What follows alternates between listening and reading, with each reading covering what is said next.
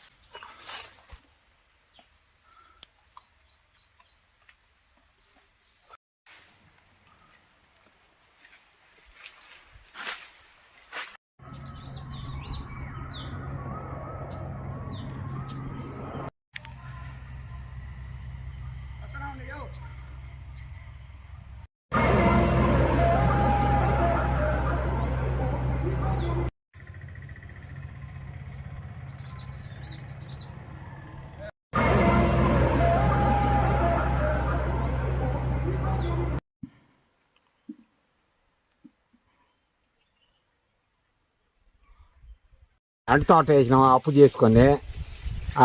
అంటి తోట పడిపోతే ఏమీ రాలేదు, దాంట్లో ఒక్కొక్క గిల్లగడ కొట్టలేదు. ఇట్టే కానీ ప్రభుత్వం ఏమైనా ఆదురుకుంటుంది అనుకుంటే ఏం ఆదురుకోవటం లేదు. ఇట్టే కానీ ఉంటే ఆత్మహత్య చేసుకోవాల్సిందే వస్తుంది రైతులు. అది పరిస్థితి. నా పేరు మహేష్ రాజు, ఎన్ఆర్ కంట్రిక, గొంతోపు, ఓలవరపల్లి మండలం, వైకోట పంచాయతీ. మాది ఎకరా సుగంధాలు సాగు చేసాము.